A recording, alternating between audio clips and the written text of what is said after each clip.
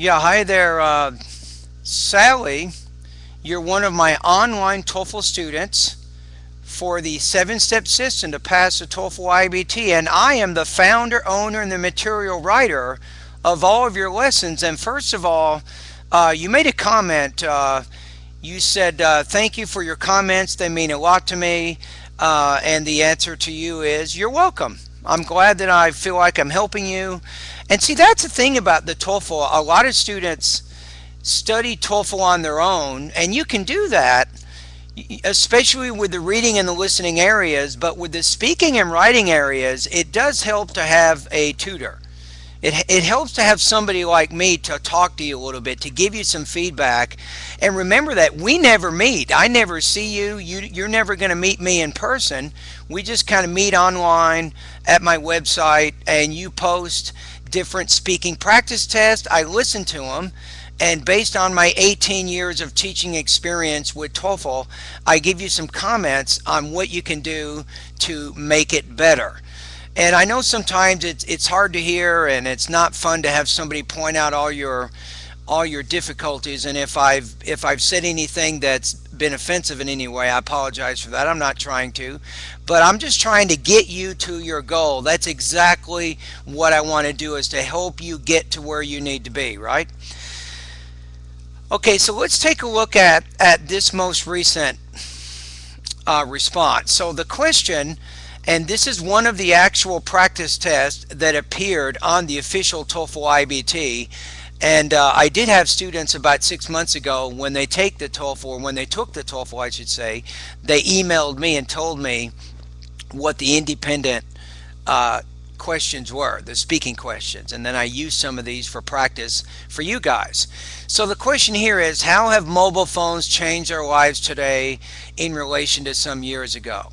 So I think you did pretty good here. You didn't fall into the trap of comparing and contrasting our lives today versus our lives, 5 years ago. Because if you start getting into that compare and contrast, you're never going to finish. I mean, and in 45 seconds, you can't answer the question and compare it to the way things were, a few years ago. But you did say 2 points. You said that the mobile phones have made our lives more convenient, or has made communication convenient and faster.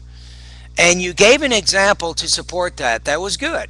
So your introduction was strong, your first reason was strong, your first example was strong. Then you made a transition, and you said that mobile phones give us easier access to information, and that's where you ran out of time, and you didn't really give an example to support that idea. So that would be the weakness, is not giving a second example to support your second idea in that response. So that'll probably kill your score just a little bit. Okay, let's take a look at the rubrics. Let me see if I can give you a score right now. It was a good speech.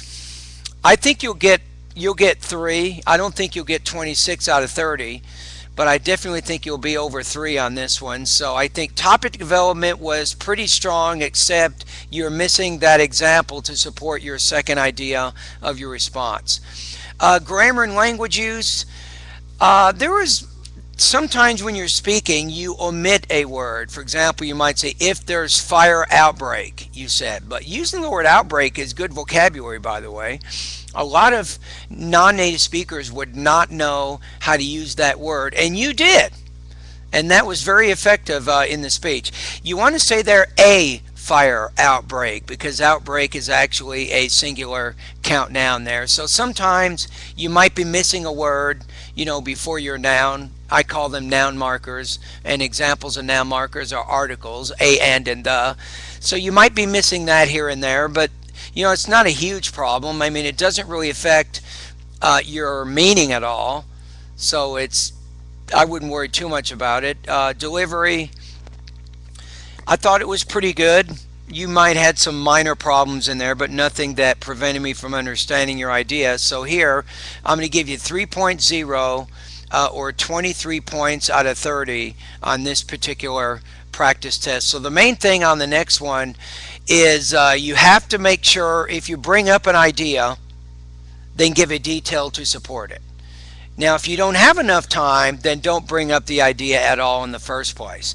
But this is why you're practicing at my website. You're getting used to how quickly you can speak, and then you're getting used to how many reasons you can include in your speech and adequately support each of those reasons.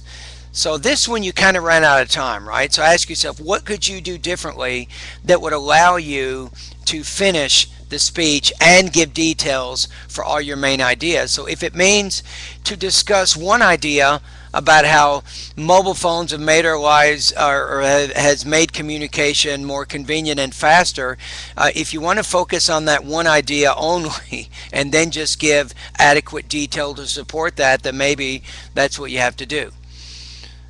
Alrighty, anyway, good to hear from you again. Keep up the good work.